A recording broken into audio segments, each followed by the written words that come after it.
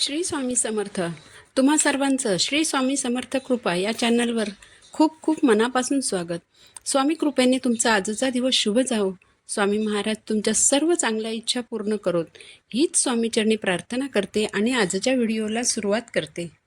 येत्या 6 मे 2024 रोजी स्वामी महाराजांची पुण्यतिथी आहे. स्वामींच्या पुण्यतिथी निमित्ताने आपण सगळे लाखो करोडो स्वामी भक्त एक सप्ताहाचे गुरुचरित्राचे पारायण करत असतो. या वर्षीचा सप्ताह आहे 30 एप्रिल पासून ते 6 मे पर्यंत. म्हणजे 30 एप्रिलला मंगळवारी गुरुचरित्राच्या पारायणाला सुरुवात होईल आणि 6 मे 2024 रोजी हा सप्ताह संपेल. स्वामी पुण्यतिथी निमित्ताने जर आपण गुरुचरित्राचे पारायण केले तर त्यासारखी दुसरी सेवा नाही. गुरुचरित्र हा 5वा वेद मानला जातो. प्रत्येकाने गुरुचरित्राचं पारायण आयुष्यात एकदा तरी करावं असं म्हटलं जातं. कित्येक महिला अशा आहेत की त्यांना गुरुचरित्राचं पारायण करायची खूप इच्छा असते, पण पारायणाचे नियम ऐकून त्या पारायण करायला घाबरतात. या ठिकाणी एक गोष्ट लक्षात ठेवायची आहे, ती म्हणजे तुमच्या मनात पारायण करायची इच्छा आली म्हणजेच महाराजांची तुमच्यावर कृपा झालेली आहे. जी व्यक्ती गुरुचरित्राचं पारायण करते ती व्यक्ती अतिशय भाग्यवान असते, कारण गुरुचरित्र ग्रंथातील एक एक ओवी तुम्हाला महाराजांच्या जवळ घेऊन जाते. गुरुचरित्र ग्रंथ वाचत असताना तुम्ही महाराजांच्या इतक्या जवळ जाता की तुम्ही तन मन धनाने महाराजांचे होऊन जाता.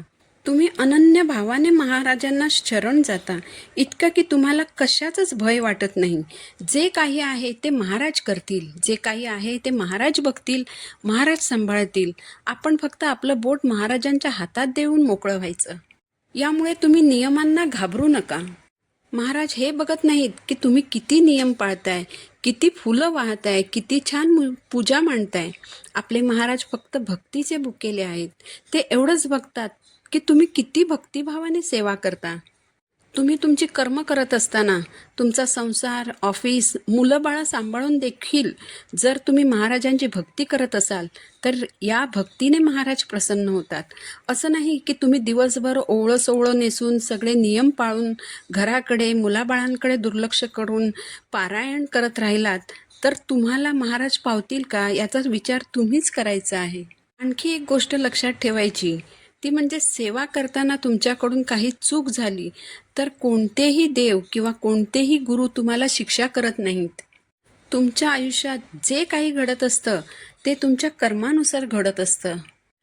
पारायण करताना जे बेसिक नियम आहेत ते तर पाळायचेच आहेत.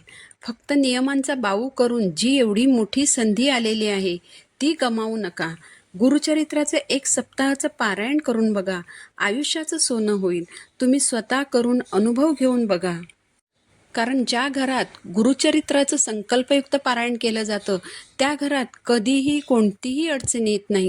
अगदी अशक्य कोटीतील गोष्टीही शक्य होत असतात. तर गुरुचरित्राचं पारायण करताना कोणते आणि किती नियम पाळायचे याबाबतची माहिती आज आपण आजच्या व्हिडिओमध्ये जाणून घेणार आहोत. त्यासाठी तुम्ही व्हिडिओ शेवटपर्यंत पहा आणि चॅनलवर नवीन असाल तर चॅनलला सबस्क्राईब जरूर करा. सगळ्यात पहिलं म्हणजे गुरुचरित्र ग्रंथाचं पारायण कोण करू शकतं, तर कोणीही व्यक्ती गुरुचरित्राचं पारायण करू शकते. पण महिलांनी गुरुचरित्राचा जो मूळ ग्रंथ आहे त्याचं पठण करायचं नाही. गुरुचरित्र ग्रंथात काही शब्द किंवा काही ओव्या म्हणा किंवा काही उच्चार जे आहेत ते महिलांनी पठण केले तर त्यांना उष्णतेचे त्रास होऊ शकतात असं म्हटलं जातं. त्यामुळे महिलांनी दिंडोरी प्रणीत गुरुचरित्र या ग्रंथाचं पारायण करायचं आहे. हा ग्रंथ तुम्हाला तुमच्या जवळच्या स्वामींच्या केंद्रात अथवा मठात मिळेल. 30 तारीखपासून स्वामींच्या केंद्रांमध्ये, मठांमध्ये गुरुचरित्राच्या सामूहिक पारायणाला सुरुवात होणार आहे. जे घरात पारायण करणार आहेत त्यांनी उद्या काय करायचं आहे, उद्या 1 गाय आणि 4 कुत्रे यांना नैवेद्य दाखवायचं आहे. आता नैवेद्य म्हणजे काय, तर छोट्या छोट्या म्हणजे आपल्या तळ हाता एवढ्या 5 चपात्या करायच्या. जर तुम्ही जिथे राहता तिथे गाय आणि कुत्रे नसतील तर त्यांच्या नावाने चपात्या करायच्या आणि अशा ठिकाणी नेऊन ठेवायच्या जिथे कुणी ना कुणी प्राणी येऊन ती चपाती खाऊन जाईल. 30 तारीखपासून तुम्ही तुमच्या देवघरासमोर बसून पारायणाला सुरुवात करायची आहे. पारायणाला बसताना तुमचं तोंड दक्षिण दिशेला होणार नाही याची मात्र काळजी घ्या. आता दुसरं हे की पारायणाची किंवा वाचनाची वेळ काय असावी.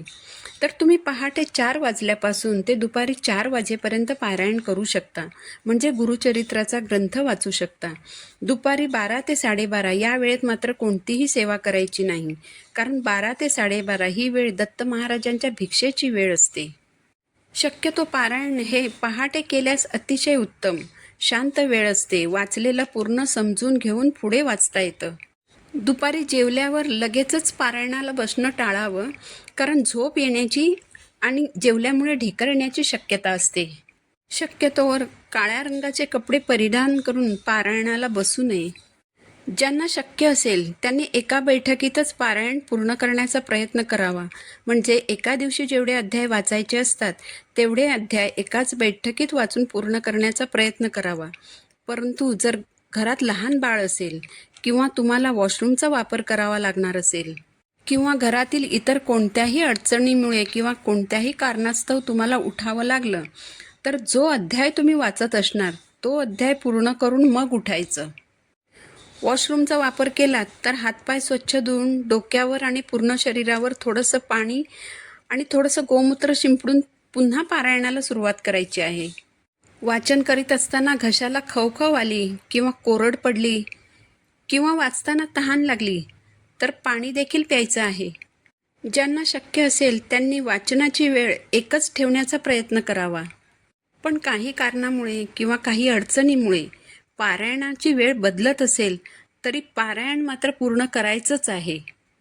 समजा पहिल्या दिवशी जर तुम्ही सकाळी 6 वाजता किंवा 7 वाजता वाचन केलं आणि दुसऱ्या दिवशी काही कारणाने किंवा अडचणीमुळे तुम्हाला उशीर झाला, तर त्या बदललेल्या वेळेनुसार तुम्हाला पारायण मात्र करायचंच आहे. ज्या महिलांची मासिक अडचण येणार असेल त्यांनी कृपया पारायणाला सुरुवात करू नका. गुरुचरित्र या ग्रंथाचं पारायण सुरू केलं की ते अर्धवट सोडता येत नाही, ते कुणाकडून तरी पूर्ण करून घ्यावं लागतं आणि अशा वेळी पारायण पूर्ण करायला व्यक्ती मिळणं अवघड होतं. केंद्रात किंवा मठात ही अडचण येत नाही, कुणीतरी येऊन पारायण पूर्ण करून जातं. पण घरात मात्र या अडचणी सोडवणं जरा अवघड होऊन जातं. तर यासाठी महिलांनी मासिक अडचणीचा विचार करून मगच पारायणाचा विचार करावा. जर तुमच्या घराण्यात कोणी प्रेग्नंट असेल आणि पारायणाच्या दरम्यान डिलिव्हरीची वेळ असेल तरी देखील शक्यतो पारायणाला सुरुवात करू नका. ज्यांना खाली बसून वाचन करणे शक्य नसेल, ज्यांना गुडघ्याचा किंवा कमरेचा त्रास असेल त्यांनी खुर्चीवर बसून समोर टेबल ठेवून त्यावर ग्रंथ ठेवून पारायण केलं तरी चालणार आहे. आता झोपण्याबाबतचे नियम काय आहेत ते बघूया. पारायण काळात गादीवर झोपायचं नाही याचा अर्थ असा होत नाही की तुम्ही फरशीवर झोपायचं आहे. तुम्ही तुमच्या दिवाणावरची गादी खाली काढून दिवाणावर भरपूर सतरंजा टाकून तुम्ही झोपू शकता. झोपताना मात्र शक्यतो डाव्या कुशीवर झोपायचं आहे. आता जेवणाबाबतचे नियम जाणून घेऊयात. पारायण काळात सगळ्यात महत्त्वाचं म्हणजे सात्विक भोजन घ्यायचं आहे. याचं कारण असं की सात्विक भोजन केल्यामुळे ती सात्विकता आपल्या आचारात, विचारात आणि वागण्यात देखील उतरते. त्यामुळे सात्विक भोजन घ्यायचं आहे. आता 7 दिवस एकच धान्य खायचं का हे तुमचं तुम्हीच ठरवायचं आहे. कारण मी असं करत नाही. मी माझ्या घरात कांदा लसूण विरहित जे अन्न शिजतं ते अन्न मी ग्रहण करते.